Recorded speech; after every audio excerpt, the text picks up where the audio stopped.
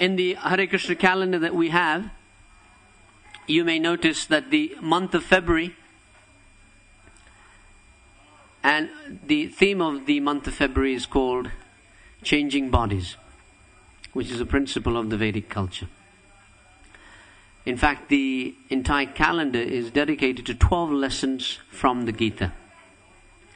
So if you don't know what the 12 lessons are, you can browse through our calendar. And I'll just browse through it just to summarize what happens at such occasions. We see our bodies change over the years. From a child's body, we develop an adult's body, and then the body of an old person. Science tells us that every 7 years, each cell in our body dies, and a new one is born. So every 7 years, our body is completely renewed. But despite all these changes, we still feel ourselves inwardly to be the same person. The inner self does not change. When the outer body changes for the last time, we call it death.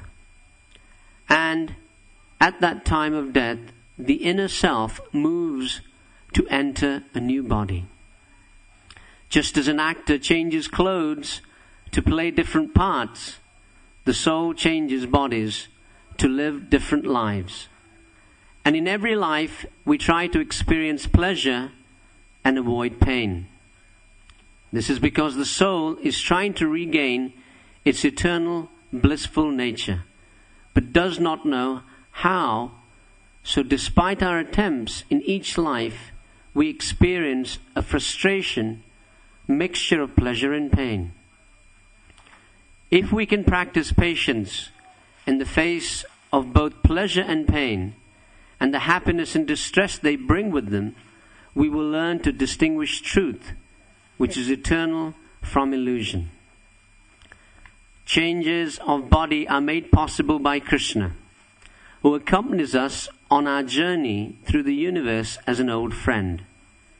He fulfills our desires and knows our past, present, and future. His words in the Gita awaken us as to who we really are. This is a little message just in the month of February, which really summarizes the philosophy and practices of the Gita. On such occasions, of course, we look inwards and think, what is the purpose of this life? What was I meant to be doing here? And specifically for those individuals that have passed away, what can I be doing for them? And specifically today is one such occasion whereby feeding the pilgrims, by having kirtan in the name of the individual that has passed away, the merit of all of this is passed on to that individual that has passed away. And wherever that soul is, wherever that consciousness has gone to, tremendous benefit is received. The Srimad Bhagavad speaks on the principle that each one of us is looking for God. Each one of us is looking for love. As the Beatles song goes, all you need is love. All of us are really looking for love. And we're trying in different ways to give that love and to receive that love. And in that context, often we're getting frustrated. So the Gita says that the greatest satisfaction comes when we give that love and receive that love from God. The Gita describes that there are three aspects to God. Vedanta tattvavidas tattvam yajnanam advayam brahmeti paramatmeti bhagavan iti shabdite. This specifically speaks on the principle that God is realized in three aspects. The first one is called Brahman. Though each one of us know that there's something out there, we may not be able to pinpoint it specifically. So the Gita says that's called Brahman, which means the light emanating from God, or the energy of God. And people often speak of this, don't they? They say, God's everywhere. I don't specifically believe in God, but something is out there, some power is out there, some light is out there, some guiding force is out there. Specifically, the agnostics will speak in these terms. So Krishna says this is called Brahmeti, the energy of God, which is all-pervading, it's everywhere. Another aspect of God that's given is called Paramatmeti. Each one of us often speak about the fact that God's within each one of us. God is within each of us. And Krishna says, yes, that's true. Just as we described that beyond this shell, beyond this body is the real self, the real consciousness, the real I, me, mine, the soul, the Atma. Accompanying that soul is the Supreme Soul, or God, also known as Paramatma. And often individuals will speak about this, that yes, God is within each one of us. And often philosophers describe this aspect of God as the inner voice. Isn't it? Each one of us has the inner voice, which often tells us, that was good, you shouldn't have done that, that was right, that was not right. So the Gita says this is called the Paramatma, a form of God that resides within each one of us. Our conscience, often, you may even call it. And finally, the third aspect of God which is described is called Bhagavan iti shabdyate. God, the supreme person, the personality of Godhead. Someone who does have form, but a spiritual form, not a form like ours, but a supreme spiritual form. And those instructions are given in the Gita. Just like if I'm looking at a train. For instance, the early villagers in India, when the train service was started, would often wait for the train to come in, because they'd never seen a train. So from a distance, they would see the smoke. And often villagers couldn't wait, because they'd been waiting for many days. So many of them went home thinking that God is perhaps just the smoke, perhaps this light in the distance that they could see. So this is called Brahmeti, that people speak about. That one aspect of God, the light, the force, but it's not the complete feature of the train. Some of the villagers waited a little bit more, and they saw in the distance that there was one engine. They saw that there were other bogies being pulled by the engine. It was in the distance. So they realized that this must be the train, but they couldn't stay either. This is called Paramatmeti, that often people say God's within the heart. A bit more detail. And for those villagers that waited right till the end, Bhagavan iti shabdyate. They waited till the train pulled in. They saw that there was a driver. They saw that there were passengers within the train. There was interaction within the train. Bhagavan iti shabdyate. God, the supreme person. So these are three aspects of God that are given in the Gita for each one of us. And each one is God. It's that one is just a partial fraction of what God may be. And one is the full picture of what God is. So whether we think that there's something out there, we don't know what it is, some light, some force, or God's within each one of us, or we think, yes, God is the supreme person. These are all aspects of God which are given in the Gita. In the earlier part of last year, a survey was done to find out which is the happiest country in the world. Because they thought someone must be happy in some country. Maybe it's not us. So the survey found something very interesting. Now you might think, is it us in the UK are the happiest people in the world? Well, the UK came number 62. So you might be thinking, well, maybe it's America. America was 106. You might be thinking, maybe it's India. India was, I think, in the late 20s.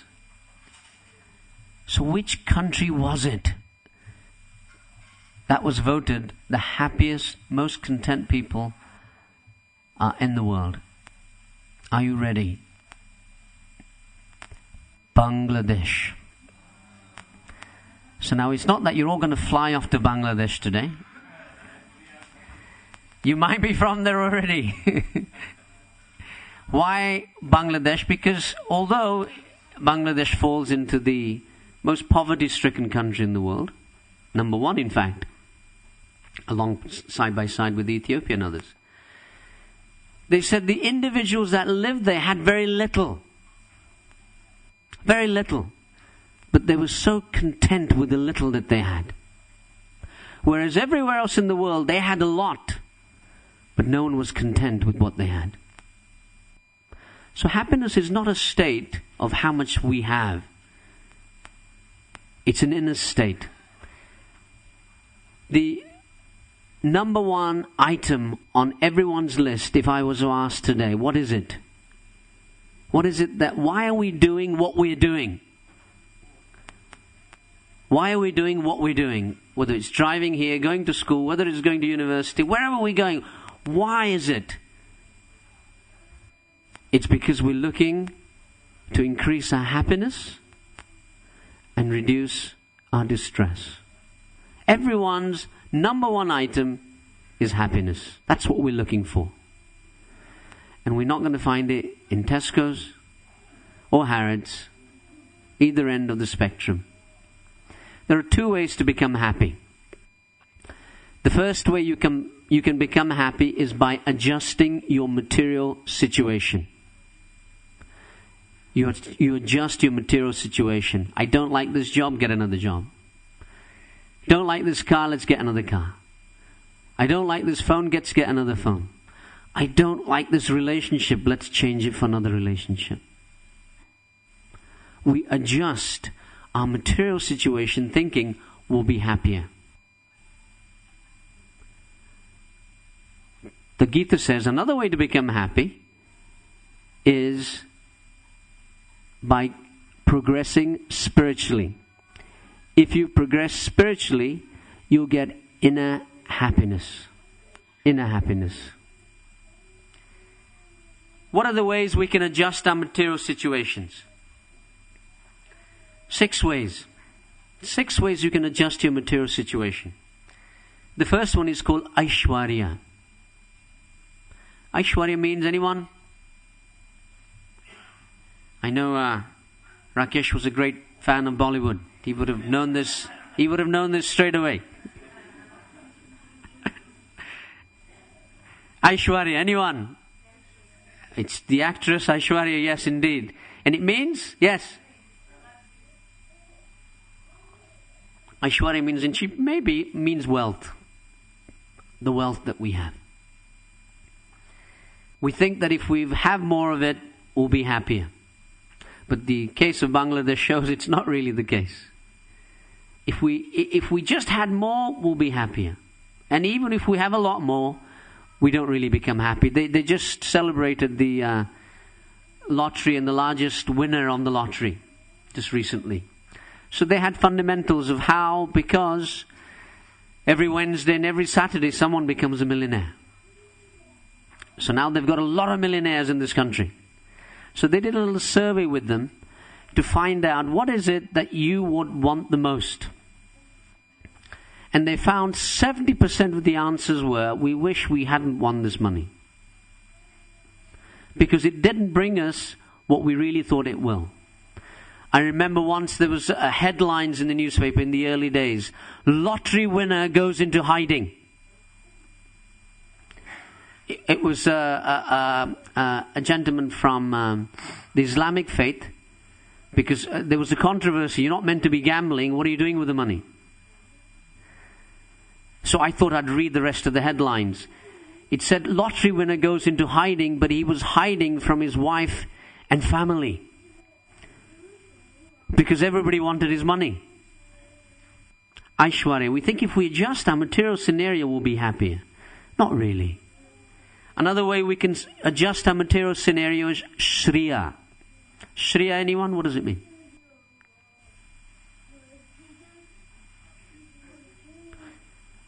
Shriya actually specifically means beauty.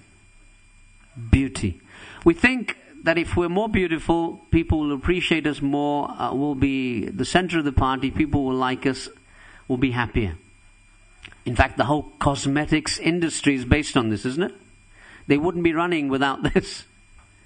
That everyone thinks if I look better, I'll be happier. But we just look at the idea of, from Walt Disney, who speaks about in Snow White, isn't it? What was that famous mirror? And we all tend to do this every morning. When you wake up tomorrow morning, you'll see this. When you look in the mirror, we're all thinking, mirror, mirror on the wall, who's the fairest of them all? And you know what? The mirror tells us every morning, it's you. It's you. To keep us going. Because we think by beauty we'll be happier. Wasn't it Brigitte Bardot? The famous actress you might remember, tells my age. Brigitte Bardot. When she noticed the first wrinkles that she started developing, she disappeared from the scene altogether. She could not face life thinking that I'm the most beautiful person around, but now I'm getting old. And she disappeared. She went into hiding. Nobody saw her after that. Shriya. Another way we may become happy is virya. Virya means strength. We think if I'm strong, I'll be happier. Adjusting my material scenario. Strongest men in the world. The history has records, but they say the strongest man still to date in the world who's won the most. Anyone know who that might be? Muhammad Ali, yes. Cassius Clay, Muhammad Ali, whatever. So it's interesting because you remember his strap line. Do you remember his strap line? He always used to have this strap line. I am the greatest. It was a strap line. But you know, later on when the Olympics was starting, last Olympics, when he came to light the torch, he was suffering from Parkinson's disease. And he couldn't even light the torch. So in an interview that he gave, he said, all the years I was thinking I am the greatest. But actually, I was the greatest fool. Because I realized I'm not the greatest. Someone is greater than me. And that's God. Jnana, another way we can be happy. We think if we're more intelligent, I'll be happier. If I have more information, I'll be happier. But actually, it's not the case. Nowadays, there's so much information, isn't it? Information on your phone, information on your laptop, information on your brain, information on your bag. Information, but no transformation. We're not changing. Our heart is not changing. That's not really making us happy. Last two, yasha, which means fame. If I'm famous, I'll be happy. If you ask the people who are famous, they'll say, no, I can't even walk out onto the street. And finally, vairagya, renunciation. People often think, all of this is not making me happy, let me give it all up and go and live in the Himalayas. But if you go to the Himalayas, the people will say there, well, actually, no, we're not really that happy. It didn't really bring us that happiness we needed. So what does make us happy is what Krishna says in the Gita. A change internally. Adjusting materially, we've all tried. But none of us have tried adjusting internally. And that internal adjustment will bring you real happiness. And that is the process of yoga. It's the same word, religion. Religion and yoga, same. Religion comes from the Latin religio, to reconnect, to rebind. And yoga means the same thing, to reconnect, to rebind. And that process of reconnecting with God is called Bhakti Yoga, to unite or connect with God in devotion. And that's very, very easy. To daily chant the Hare Krishna Mahamantra. Hare Krishna, Krishna Krishna, Hare Hare. Hare Rama, Rama Rama, Hare Hare. This is called mantra. Mantra. Man means the mind and tra means to free. So mantra is that which frees the mind of anxieties and worries. So why don't we every morning start off with this? When we get up on our way to work, there are no rules and regulations for chanting this mantra. But you'll gain great peace of mind, great happiness if you just try it. 16 words. And of course, knowledge is required. A few words from the Gita. We have a bookshop next door. You can read many of the books and you'll find tremendous, tremendous wisdom that you can add in your life every day. I want to end in 5 lessons I want to give all of you from the pencil. And these are words I think that specifically Rakeshji would have loved. 5 lessons from the pencil. We all know pencils. We all adored pencils when we were kids. The different shapes, colors, sizes. The maker of the pencils gave the pencil 5 lessons. And the first lesson he gave the pencil was that your real purpose lies within. Your real purpose lies within. The pencil is made of wooden casing, but the wooden casing is not the purpose of the pencil. What is? The lead. As children, often we get enamored by the outside casing. Green, blue, yellow, we play with them and we get carried away. So similarly in this life, we get carried away thinking this body is all in all. The varieties of bodies that we see. But we forget that the real purpose of this body lies within. The Atma, the consciousness, the spirit, the soul. So that's the first lesson the pencil maker gave to the pencil. The second lesson given to the pencil was, in order to fulfill your purpose, you'll have to go through sharpening. Yeah, pencil's good, but you got to sharpen it, right? That means pain. No pain, no gain. So the process of self-realization, the process of advancing spiritually, can be a little painful. Which means there are rules and regulations. Maybe you need to get up a little early to do some meditation. And also, when incidences like this occur, when someone passes away, there's great pain. But it is through this pain that we fulfill the purpose of our life. Realizing who we are, what we're doing here, what's it all about. Similarly, the pencil maker said, in order to realize your purpose, you'll need to be sharpened. But through that pain, you'll fulfill your purpose.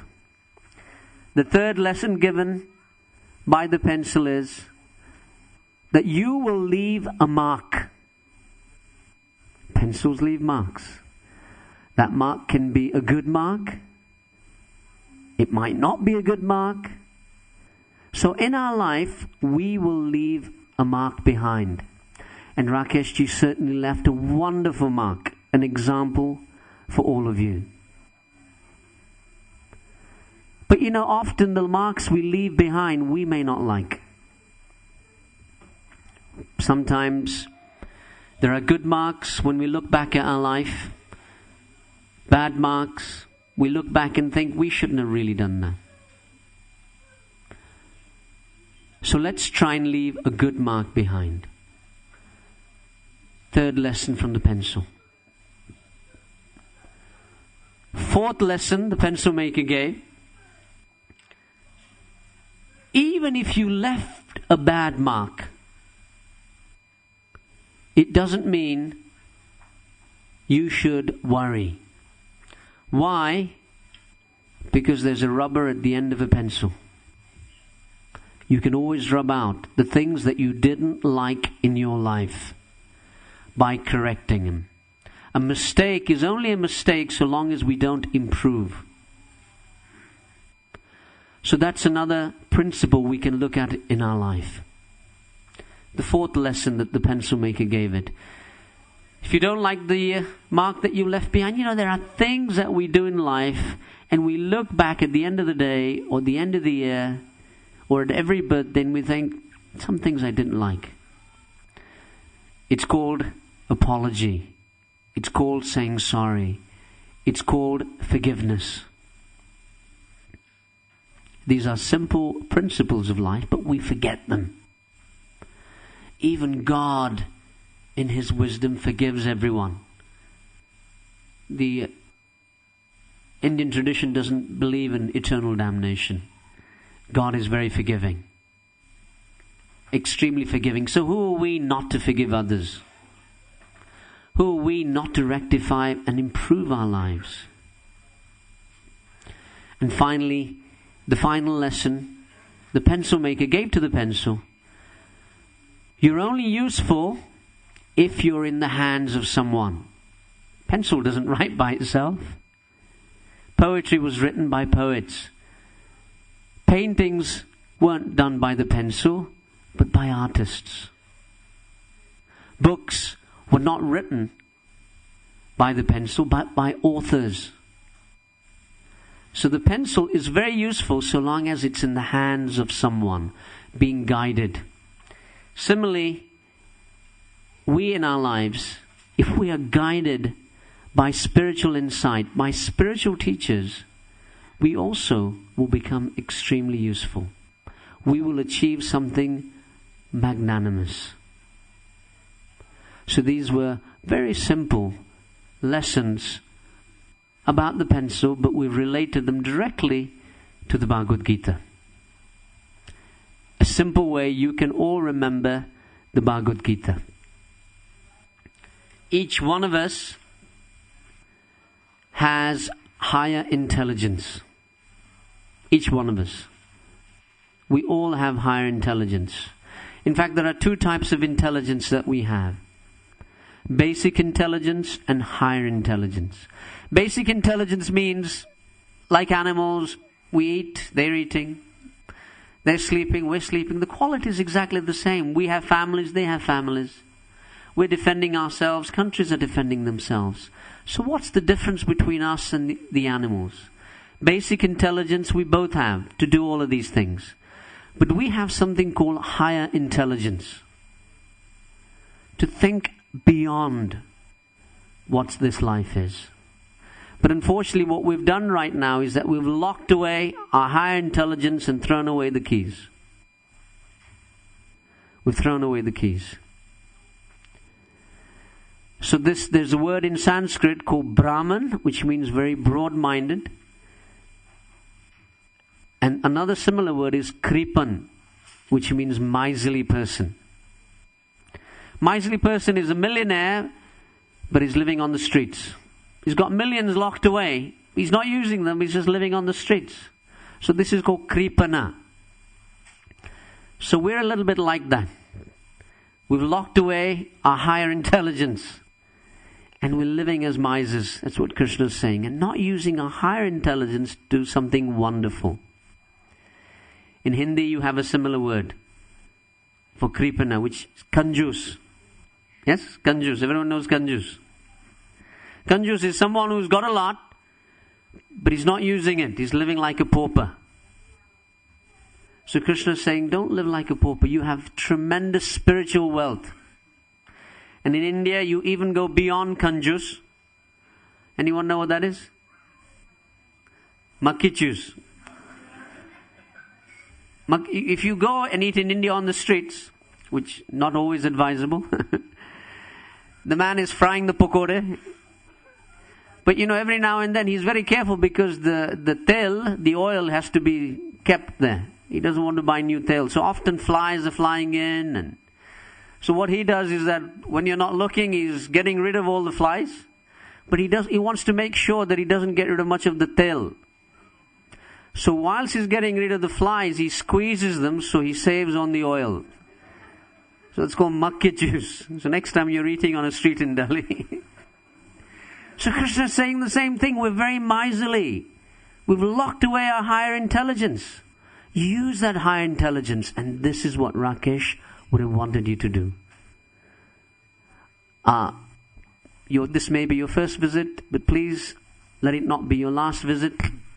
We have our program here every day. We open at 4:30 in the morning. So you're up late or up early, whichever. We have our first service at 4:30. We have 7 services in a day. Next one is at 7 o'clock in the morning, 12:30, 4:20 now at 7.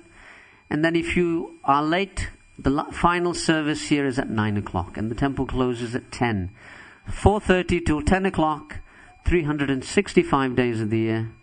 You can come here and learn so much, get peace of mind, and specifically understand what really this life is about. Because just like Rakesh has passed away, each one of us will have the same consequence. There are 2 things that are certain in this world: taxes and death. Certainty. Everything else may not be certain. We have a wonderful Goshala as well. Please, cow protection program. One of the number 1 eco-friendly farms in the UK. A beautiful farm that we have. Very shortly we'll be producing organic, cruelty-free milk, products of the milk. We have our farm shop, a variety of vegetables all through the seasons. And also, we're now leading the sphere of education. We have now opened the first ever state-funded Hindu school in the UK, the Krishna Avanti School. And I know specifically Rakesh was very fond of education, I remember. So he would have been proud of that. In Edgware, in Harrow, the first ever state-funded Hindu school in the UK for 400 children. A tremendous achievement with a beautiful marble temple right in the middle. A school that looks at not only academic excellence, but looks at cultural excellence. It looks at spiritual excellence, and specifically ties in emotional excellence as well. Something that we can really be proud of. Everyone can just raise their hands, ending the ceremony for Rakeshji, and repeat after me: Hare Krishna, Hare Krishna, Krishna Krishna, Hare Hare, Hare Rama, Hare Rama, Rama Rama, Hare Hare. We're praying to the deities Radha Gokulananda, Sitaram, Lakshman, Hanuman, Gaunitai, that the program is dedicated to Rakeshji, that may he gain that peace and tranquility that he always desired. And we also pray for those that are still here, his wife, his brother, other relatives, may they gain strength that they can continue without being with him, but may they gain inspiration for all the things that he wanted to do and live by those things. Hare Krishna.